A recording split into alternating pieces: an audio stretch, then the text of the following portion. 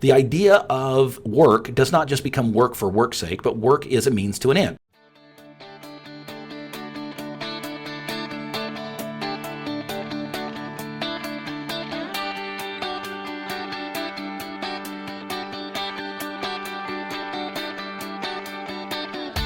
Originating from deep inside the Rocky Mountains, transported through the power of the internet, and arriving inside your tiny earbuds. It's the Appraiser Coach Podcast. Minisode. You know, folks, I say this every time I begin an episode, and I welcome you to the program. I do. That is not a flippant term. I welcome you here. I realize that your time is precious. I realize that you have a choice. I mean, you could be listening to Joe Rogan right now, if you really like the F word, right? But you're not. You're here. You're listening to this program because you find some value in it, and I have a great deal of love and respect for you for being here. Thank you.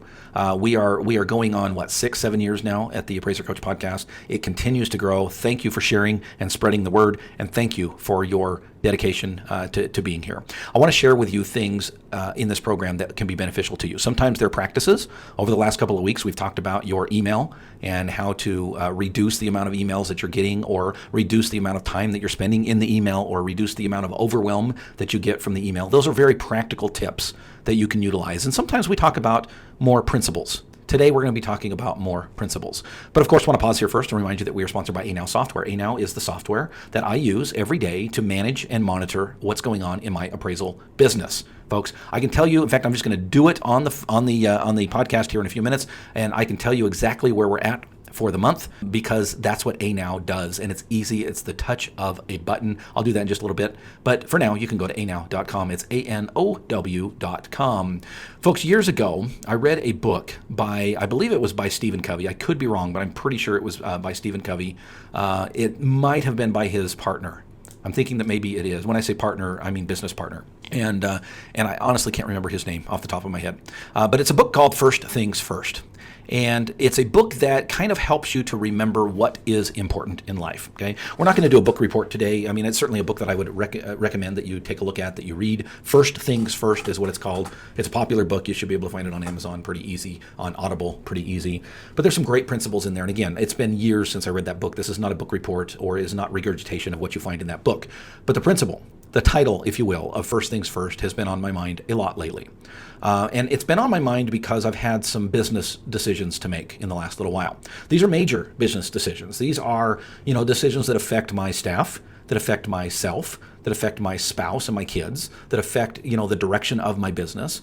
These are decisions that, are they ground shaking? No. But do they affect what I will be doing with my time over the next couple of weeks, couple of months, even couple of years? Absolutely. And so they're decisions that have to be rooted in principles. And the principle of what, Dustin, is important to you, right? What is important to you? Well, what I'm doing right now is important to me. To be able to do more of the business of teaching, the more of sharing information and education, to me is a huge, huge benefit, right? To not be tied down to a time clock, to not have to clock in and clock out, or be required to be, at a factory, if you will, a factory job for 40 hours a week. That to me is important. There's nothing wrong. Trust me, folks, when I say this, there's nothing wrong with that kind of work, but it's not me. It's not my lifestyle. It's not what I enjoy. I enjoy having my freedom to be my own person, to be my own business owner, to make my own schedule. That if I want to walk down the street at 2 o'clock and go to the local pizza parlor and sit and scroll Facebook while I chew on calories and carbs, I want to be able to do that, right? I don't want to have to answer to a boss. Hey, can I go down to the pizza parlor and spend 2 hours, right? That's not me. I want the freedom. I want the ability to be able to do what I do, because that's what I want to do. You've heard the old adage, to do what I want, when I want, with whom I want, because I want. That's the montage that constantly rings in my head, that I want to be able to do what I want, when I want, with whom I want, because I want. And these are the things that motivate. These are the things that push me in a certain direction. And so these are the things that help me to make decisions when it comes to big or even small decisions that I make within my business. As a coach, as a mentor, I often ask individuals, hey, Dustin, should I do this? I've got this opportunity. Should I do this? And I will help to ground them a little bit and say, okay, well, that's great, Mike. I get what you're saying. Seems like a great opportunity. But before you jump, let's talk about your vision. Let's talk about the direction that you want to go with your life, with your business. Does this fit right? If it doesn't, maybe you should go a different direction. If it doesn't fit with the direction you want to go, then why doesn't it? Could you tweak it so that it does, so that it's still a win-win? If not, why are you doing it? Well, it's a great opportunity. Well, is it? If it's a great opportunity, is it a great opportunity for you, or is it a great opportunity for the immediate, right? Is it a great opportunity for you long term, or does it just help you in the short term? And I go back often to this idea of first things first, right? Putting first things first. Now, let me make it very clear. That doesn't mean that if family is the most important thing to you, that's the only thing that you can do. Remember, it didn't say first things only. The principle is first things first, that you're putting your family, your spouse, your partner, your relationships first. Are they first in your life? And if they are the decisions that you are making first as well? I want to say a little bit more about that when we get back from the break, but first I want to pause there and talk a little bit about ANow software. ANow is on my screen right now, and I'm just going to do a couple of things. I'm going to click on the icon, just to kind of reset the program, and I'm going to click on Analytics. And with Analytics, the first thing that comes up is the last 3 months. And I just hit apply, and within a couple of seconds, here it is. I see the number of orders that we've done. I see the amount that we've billed. I've seen the amount that has been brought in. I see the amount that's unpaid.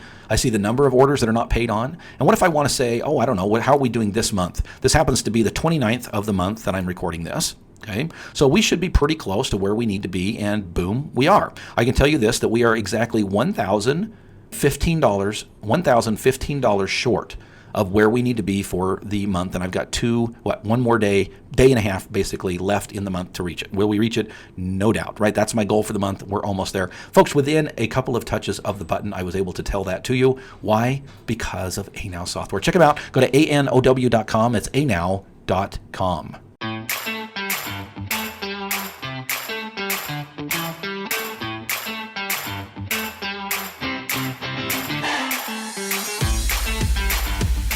All right, folks, welcome back to the program. Dustin Harris hanging out with you and talking about first things. Putting first things first. Now, I want to make it very clear, just because family is most important to you doesn't mean that you spend all of your time with family. Part of having a great family is having the success financially to be able to pay your bills, right? Have a place to live and cars to drive and food to eat, and that takes work. In other words, I don't wake up every morning and say, well, son, you're the most important thing to me, so I'm not going to go to work today. I'm just going to go play catch in the yard with you all day long, right? This balance is putting first things first, meaning that the decisions that we make, the idea of work does not just become work for work's sake, but work is a means to an end. Work is this ability to be able to move beyond what we do to why we do it. Why is it that you do what you do? And as you have decisions that come up, minor and major, when it comes to your business, are you taking the time to step back and say, does this help me to accomplish my overall goal? Does this help me to accomplish my overall vision for myself? If the answer is no, then maybe the answer needs to be no. Right? I once heard somebody say, if it's not a hell yes, it's a no. Right? Have you heard that before? If you have a decision to make and it's not a hell yes, then the answer is no. Well, maybe the same type of principle needs to apply here, right? That if it's not an overwhelming yes, this will help you to achieve your ultimate vision and goal, then maybe you need to make a different decision. Folks, you are busy. I know you're busy. I'm busy. Every appraiser across the nation is busy right now. We are dealing with the lowest interest rates in history. We are dealing with the most refinances we've ever seen in history. We're starting to see a pickup in HELOCs because of the increase in values. The purchases have slowed a little bit, but they're still very, very busy. We're all very, very busy. What does that mean for us in the future? Well, folks, first of all, take advantage of the great system that we are in right now, right? But remember that the decisions that you make need to reflect your values, need to reflect where you want and need to be in general. Right? If you're finding that you're working 60 to 70 to 80 hours a week, that you're not getting breaks, that you're not getting vacations, that you're not having an evening with your spouse, that you're not having a weekend with your kids, something needs to change. First things have not become first. Folks, for this and other great information, feel free, please, to join us at the All-Star Team.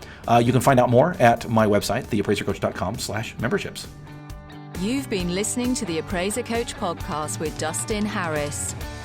If you like what you hear, please give us a 5-star rating and post a short review on iTunes. For more in-depth insider information on how you can make more money as a real estate appraiser, visit theappraisercoach.com and sign up for the All-Star Team today. Thanks for joining us. And now, get out there and create some value.